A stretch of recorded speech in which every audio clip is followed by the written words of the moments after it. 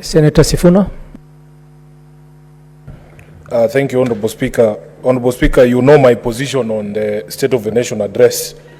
I have always held the position that the state of the nation is the state of a people, and that I personally do not trust the current president to paint the true picture of the state of the people.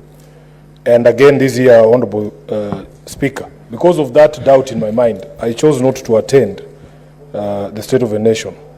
Honorable Speaker, there is usually a disconnect when you listen to the president from his words, between his words and the actions of his government. And some of us have come to doubt whether really the things that he says, he actually believes. Honorable Speaker, let me start by something that would sound like sweet music to the ears of somebody like me who believes in democracy. At paragraph 53 of the president's speech, Honorable Speaker, the president, and I wanted to read this verbatim, said, "We are a democracy, and the democracy is a hard-won, non-negotiable right and guarantees freedom that we are proud of and must always defend. That our national democratic culture expresses itself energetically through robust discourse, boldly speaking truth to power, and holding leadership to account. It is a tradition of fearless expression and vigorous public participation. This is who we are, and there is nothing anyone can do about it." That is where I want to begin. The president could as well have been describing me. We are who we are. We believe in this democracy. We'll fight for it, and there's nothing anyone can do about it.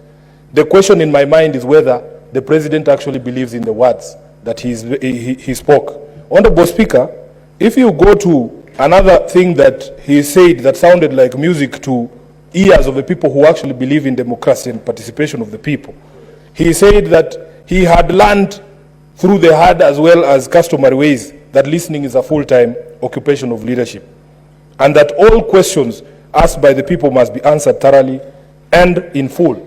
The question we ask ourselves is whether he actually believes the words that came out of his mouth, that he is a listening president, number one, and that all questions asked by the people have been answered by his administration thoroughly and in full. And I want to make the quickest example here. Over the past year, following the protests that we've seen in this country, there are families still asking questions of this government. They're asking questions about what happened to their loved ones. They're asking questions about people who have been missing for a long time.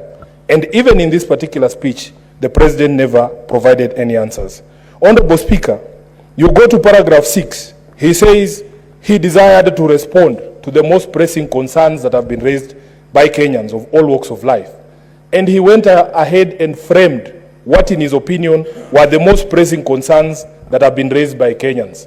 And again, the question becomes, after framing those things and elaborating them very clearly, did he even, in his own speech, respond to the things that he had said were the most pressing concerns of Kenyans from all walks of life? Honorable Speaker, the president asked the question, number one, whether leaders understand the pain and struggles of the people. This is in paragraph 7 of his speech. I do not know whether he answered that question, but for me, and the feedback that I received from the people of Nairobi that I represent, is that we as a leadership, a political leadership, do not understand what Kenyans are going through. And it shows even in the sort of proposals that we put forward in order to solve some of the issues that have been raised by the people. The second question he framed was whether policies in the education sector are working. Honorable Speaker, I also do not know whether he really answered it. But from the feedback of the people that I represent is that education is in a crisis and that no plausible solutions are being proffered by his government. Then he asked the questions whether developments in relation to democracy, human rights, fundamental freedoms, rule of law, and transparency and accountability. This is in paragraph 8. Whether the direction of developments in relation to these issues is positive or negative. Again, Honorable Speaker, I don't know whether he answered it, because in the speech, I personally did not find an answer that is a true reflection of the situation on the ground, and some of the issues that Eddie has spoken here to point to a direction in direct opposite from the direction we should be going when it comes to issues of democracy, human rights, fundamental freedoms, the rule of law, transparency and accountability. He also asked the question whether policy and his administration is only in furtherance of service delivery or just in aid of political strategy. Many people that I speak to, Honorable Speaker, believe that everything this administration does has nothing to do with the lives of Kenyans. They are only looking for the political outcomes, and especially putting the president in a position that he can vie for re-election in 2027.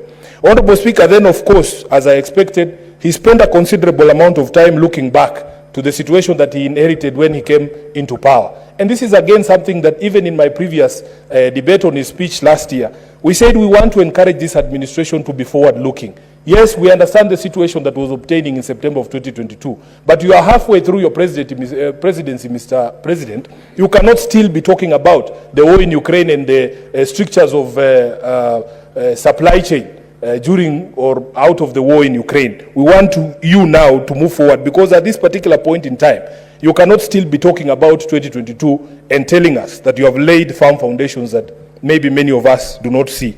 Honorable Speaker, of course there were issues with some of the figures that were being thrown around in his statement. For instance, he claimed that inflation at the point he took over in September of 2022 was at 9.6%.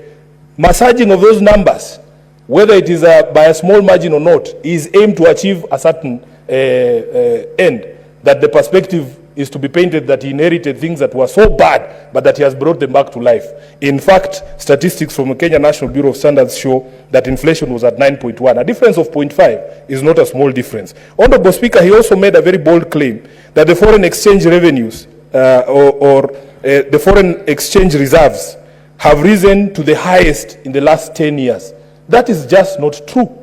If you look at the CBK report, Honorable Speaker, the highest we have had in terms of foreign reserves was 10.01 billion shillings as at 30th of May 2019, which was less than 5 years ago. So it simply is not true that the reserves are at the highest in the last 10 years. Then there is a claim that even the majority leader has tried to repeat here.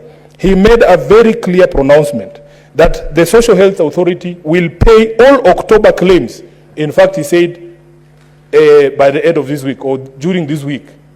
Honorable Speaker, I heard the majority leader saying he saw a list somewhere indicating that hospitals have been paid.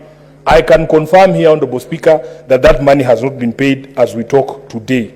Honorable Speaker, then there was this issue that Senator Khalwale alluded to of a standing ovation.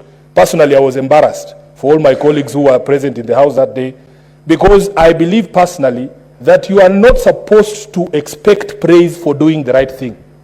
You are not supposed to expect praise for doing the right thing. This is something that Kenyans have raised objection over for the past few months. And I want to thank my colleagues in this House, especially Senator Onyonka, who has stayed on business on this question of the PPPs involving Adani. They say that where there is smoke, there is fire. There were always signs, Honorable Speaker, and all these signs were brought to the attention of the public and to the attention of the administration. There was a point at which Adani's accounts in Switzerland were frozen, and we brought it up in committee, the Committee of Transport, when we were discussing the JKIA deal. But nobody was listening to us. As late as hours before the President's address, the Cabinet Secretary for Energy was appearing before the Energy Committee of this House.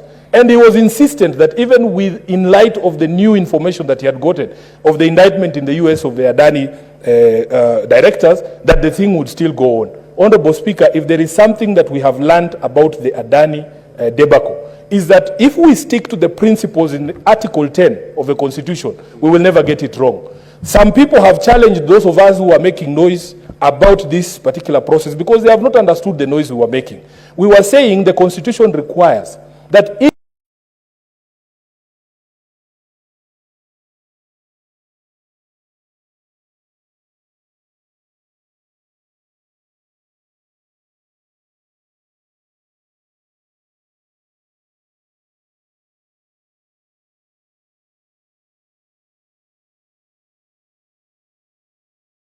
even as possible, and disclose when you receive this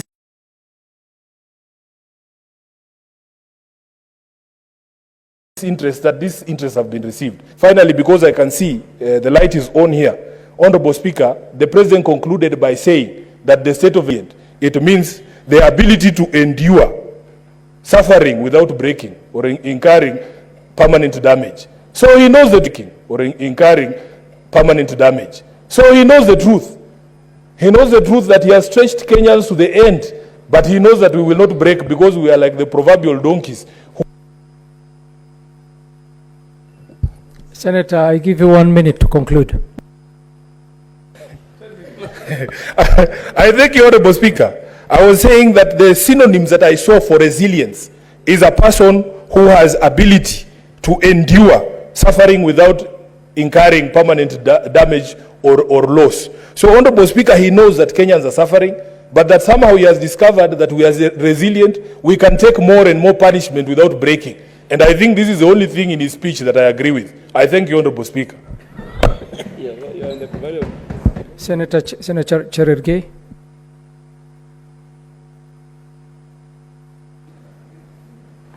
Thank you, Mr. Speaker, for this opportunity. I want to thank the President for delivering this State of the Nation address. Mr. Speaker, as per Article 132